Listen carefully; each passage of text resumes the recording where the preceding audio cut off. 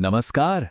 तो चलिए आज बात करते हैं श्री कृष्ण गाथा की एक ऐसी कहानी की जो हमें एक सुनहरे युग के अंत से सीधे एक अंधकार युग की शुरुआत में ले जाती है। ये कहानी है धर्म की, कर्तव्य की और एक ऐसे राजा के भाग्य की जिसकी एक छोटी सी भूल ने सब कुछ बदल कर रख दिया। भारत की बात करें तो यहाँ श्री कृष्ण सिर्फ कहानियों में नहीं बसते। कहते हैं ना, ये देव भूमि है, इसके तो कण कण में एक आध्यात्मिक चेतना है। ये वो धरती है जहां सुबह कृष्ण का नाम लेकर होती है और रात उनके कीर्तन के साथ ढलती है। सोचिए जरा, सुबह मंदिरों में घंटियों की आवाज, शाम को गांवों की चौपाल पर कृष्ण लीला का मंचन। कृष्ण का होना यहाँ की रोजमर्रा की जिंदगी का एक अटूट हिस्सा है। और श्रीमद् भागवत की कथा, वो तो एक गंगा की धारा की तरह है जो हर भक्त के दिल से होकर बहती है। और ये भक्ति की धारा सिर्फ भारत तक ही नहीं रुकी है। अब श्री कृष्ण की एक खास बात यह है कि उनके रूप अनेक हैं। मतलब हर भक्त अपनी भावना के हिसाब से उनके किसी न किसी रूप से जुड़ जाता है। वो एक होकर भी अनेक हैं, और कमाल की बात यह है कि हर रूप की अपनी ही महिमा है।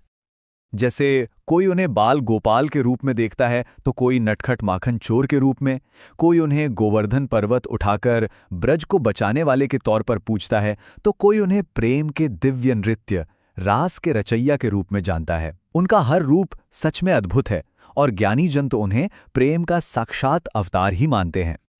और ये जो पंक्ति है ना, श्याम तेरे काम बड़े अचरज भरे, ये उनके पूरे चरित्र का सार बता देती है। सचमुच उनके काम इतने आश्चर्यजनक हैं कि भक्तों का मन मोह लेते हैं हमेशा के लिए। तो कृष्ण का दर्शन वो हमारे सामने एक बहुत बड़ा सवाल और उसका जवाब रखता है। वो ये दिखाता है कि एक सुंदर जीवन बनाने का रास्ता सिर्फ एक ही है, प्रेम का मार्ग। ऐसा प्रेम जो निस्वार्थ भक्ति पर टिका हो और हर जीव में ईश्वर को देखे। तो यहाँ पर ना दो रास्ते एकदम साफ हैं।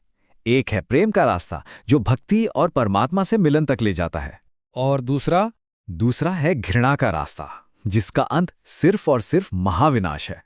बिल्कुल वैसा ही जैसा हमने महाभारत के युद्ध में देखा। और जानते हैं प्रेम की ये यात्रा अपने चरम पर कहाँ पहुंचती है? महारास में।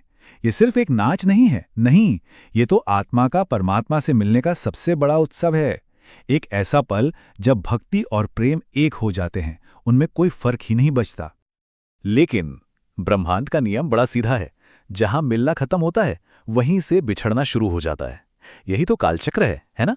सुख के बाद दुख और मिलन के बाद विरह। तो जाहिर है कृष्ण के उस दिव्य प्रेम वाले युग का भी अंत होना ही था। तो जब श्री कृष्ण ने अपनी लीला समाप्त की तो पांडवों ने भी राजपाट अपने पोते परीक्षित को सौंप दिया और वो हिमालय की ओर चले गए। और बस यहीं से धरती पर एक अंधकार से भरे युग की शुरुआत हुई। और उस युग के आखिरी धर्मपरायण राजा थे परीक्षित। और ये सवाल बहुत बड़ा है कि जब देवताओं का युग खत्म हो जाए और आखिरी धर्मात्मा राजा अकेला रह जाए तो क्या होता है? जब अच्छाई की वो ढाल ही हट जाए तब क्या होगा? बस यहीं से कहानी एक बहुत ही अहम मोड़ लेती है। और फिर एंट्री होती है कलयुग की। देखिए, कलयुग सिर्फ एक समय या एक युग नहीं है, वो खुद एक किरदार बनकर सामने आता है और आकर सीधा राजा परीक्षित को चुनौती देता है। कहता है कि मुझे अपने राज्य में रहने की जगह दो। अब राजा परीक्षित तो अपने धर्म से बंधे थे। उनका धर्म कहता था कि शरण में आए किसी को मना नहीं कर सकते। तो उन्होंने कलयुग को 4 जगहें दे दी। जुआ, जहां झूठ बसता है, शराब, जहां घमंड रहता है, पर स्त्री गमन, जहां काम का वास है, और हिंसा, जहां क्रूरता होती है। लेकिन बात यही खत्म नहीं हुई। कलयुग बहुत चालाक था। उसने एक और जगह मांग ली, और वो जगह थी सोना। अब सुनने में तो ये कोई बड़ी बात नहीं लगी, तो राजा ने ये मांग भी मान ली। और राजा का बस यही एक फैसला उनकी सबसे बड़ी, सबसे घातक भूल बन गया। वो एक पल था जिसने सब कुछ बदल कर रख दिया।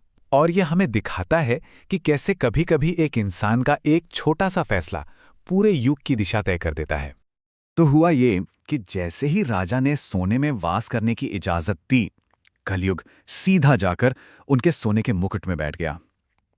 उसने सिर्फ सोना नहीं मांगा था, उसने तो सीधा राजा के सिर तक, उनके विचारों तक पहुंचने का रास्ता मांगा था। और वहां बैठते ही उसने अपना असर दिखाना शुरू कर दिया। और फिर वो घटना घटी जिसने सब कुछ तय कर दिया। सोचिए, राजा शिकार से थके हारे प्यासे एक ऋषि के आश्रम में पहुंचे।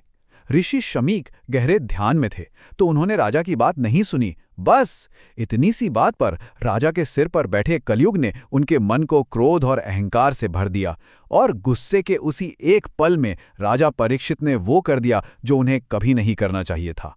एक पल, और भाग्य हमेशा के लिए बदल गया। अब जब ऋषि के बेटे श्रृंगी को अपने पिता के इस अपमान के बारे में पता चला तो उनका खून खौल उठा। वो इतने क्रोधित हुए कि उन्होंने बिना एक पल सोचे राजा को एक भयंकर श्राप दे डाला, अपने पिता के अपमान का बदला लेने के लिए।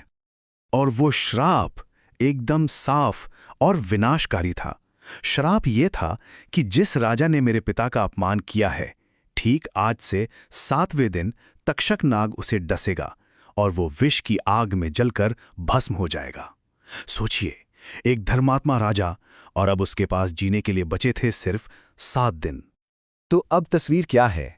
एक राजा जिसे श्राप मिल चुका है, एक युग जहां अंधकार की शुरुआत हो चुकी है, और इन सब के बीच एक बड़ा सवाल, क्या सिर्फ 7 दिनों में मुक्ति मिल सकती है? क्या एक हफ्ता काफी है मोक्ष पाने के लिए? ये वो सवाल है जो आज भी गूंजता है।